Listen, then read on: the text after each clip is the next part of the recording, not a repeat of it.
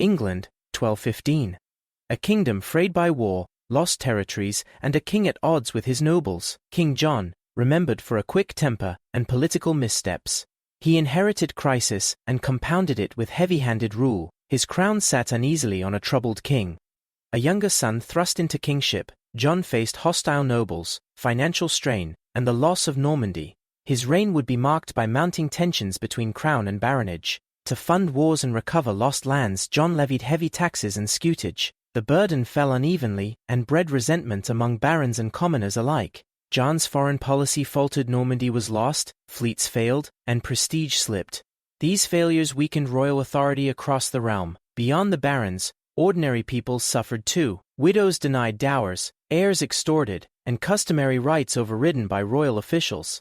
Barons began to exchange complaints in private lists of grievances, and demands for redress took shape away from the king's ear. A constellation of leading nobles, earls, and magnates would drive the confrontation. Their alliances were pragmatic and fierce. At clandestine councils, men swore oaths and schemed. Faith and relics lent these vows a sacred weight. The rebellion became organized.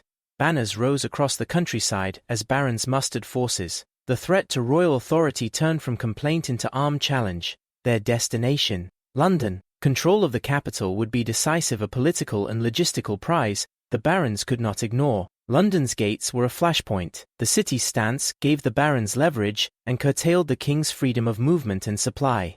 Archbishop Stephen Langton emerged as a key mediator. The church's moral authority offered a bridge between crown and barons. To press their advantage, the barons secured strongholds and supply lines, demonstrating they could govern without royal consent. Runnymede, a meadow by the river, was chosen as neutral ground. Here the fateful negotiations would begin in earnest. Tension crackled in the air. Barons and the king faced each other with the palpable threat of resumed war should talks fail. Scribes hurried to translate demands into text. Every clause was carefully weighed. Words here would shape power and rights for centuries. Key provisions emerged: limitations on arbitrary fines, protections for heirs and widows, and a promise that taxation required common council. One crucial clause curtailed taxation without common council, an early step toward requiring broader consent for royal levies. Another major innovation: the promise of lawful judgment and due process, a precursor to the later idea of the rule of law. Under pressure and with few options, John dipped his quill.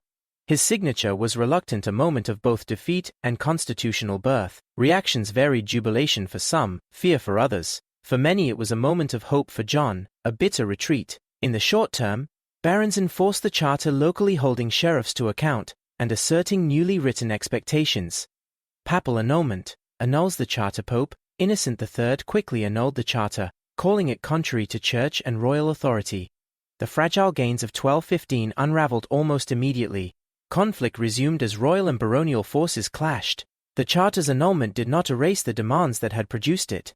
In later reigns, notably under Henry III, key clauses were reissued and gradually embedded in law, turning temporary concessions into enduring practice.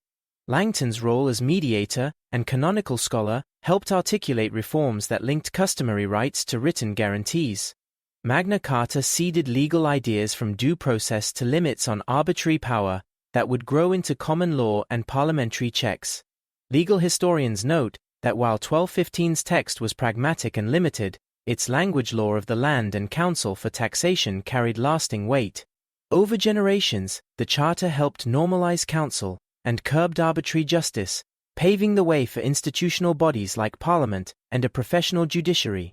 Magna Carta's symbols traveled far, influencing later charters, colonial documents, and modern constitutional principles, including habeas corpus and rights against arbitrary detention.